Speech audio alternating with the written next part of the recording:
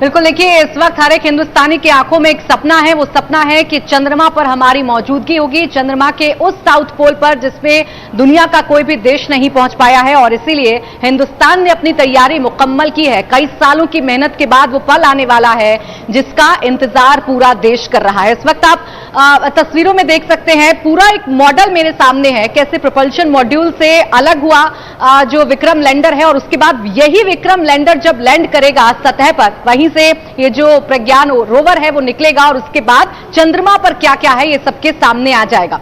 प्रेरणा, आपको किस चीज का सबसे ज्यादा इंतजार है? नर्वस 15 में क्या क्या होगा इसकी चर्चा तो हो रही है, लेकिन हर किसी का एक मोमेंट होता है जब चंद्रयान 3 सरफेस पर लैंड होगा, तो आप सबसे पहले किस चीज का इंतजार कर रहे हैं? जी, सॉफ्ट लैंडिंग का सभी को इंतजार है, वैसे ही हम भी इंतजार कर रहे हैं।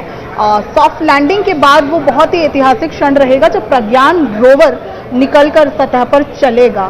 So that will be the proud moment, और सही मायने में हमारा मिशन जो है वो सक्सेसफुल हो पाएगा। ऑल्दो आगे के 14 डेज भी इक्वली इंपॉर्टेंट रहेंगे, पर सॉफ्ट लैंडिंग के बाद प्रज्ञान का निकलने का दृश्य जो है वो डेफिनेटली एक ट्रीट टू वॉच होगा।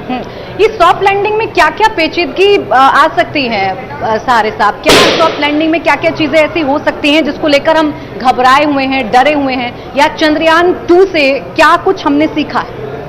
देखिए, ये चंद्रयान 3 जो है और इसका लैंडर है और इसका जो रोवर है, सब तरह का प्रोग्रामिंग इस तरह से किया गया है कि सारी विपरीत परिस्थितियां भी होती है तब भी उसमें इस तरह का सेल्फ डिसीजन लेने का उसका प्रोग्रामिंग किया है।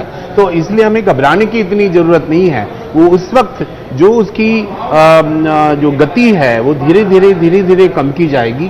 वो 8 ऐसे डिफरेंट स्टेजेस में जो की जाएगी और उसके बाद में वो लैंड होगा। लैंड होते वक्त एक मेरे मन में भी थोड़ी शंका ये है कि क्योंकि ग्रेविटी कम है और जब वो लैंड होगा, क्या क्योंकि हम चलते भी हैं वहां पर तो ये जंप करके चलना पड़ता है, तो यदि इस तरह का कोई जंप हो जाता है तब एक तो वो अपने पैरों पर यदि ठीक से खड़ा नहीं हो पाया, ये थोड़ी सी शंका है। पर मुझे लगता है कि वहां पर जिस तरह के कंप्यूटर रखे गए हैं और जिस तरह का प्रोग्रामिंग किया गया है वो उस विपरीत परिस्थिति में भी उसको जो है ये करने की कोशिश करेगा। दूसरी एक बात ये है कि जैसे कि उसका संपर्क चंद्रयान 2 के जो ऑर्बिटर है जो अभी तक घूम रहा है उसके साथ होने के कारण वो उससे कंट्रोल हम कर सकते हैं, क्योंकि कम्युनिकेशन अभी सारा हो गया है। तो जो जगह निर्धारित की गई है और उसमें उससे थोड़ा क्रेटर है या कुछ उबड़ खाबड़ है, उसमें सही से लैंड नहीं हो पा रहा है, तो उसको चयन करने के लिए थोड़ा डिले करना है या फास्ट करना है, जो भी वो भी यदि हम कंट्रोल कर पाए तो ये सॉफ्ट लैंडिंग में हमें मुझे लगता नहीं कि कोई भी प्रॉब्लम होगी। और इसीलिए मैं बहुत आश्वस्त हूँ और मुझे वेरी कॉन्फिडेंट कि हमारा जो है सक्सेसफुल होगा। रशिया का जिस तरह से क्रैश हो गया, मुझे लगता नहीं कि हमारा जो लैंडर है वो इस तरह से होकर के कुछ इस तरह की विपरीत परिस्थिति होगी, ऐसा मुझे बिल्कुल ही नहीं लगता।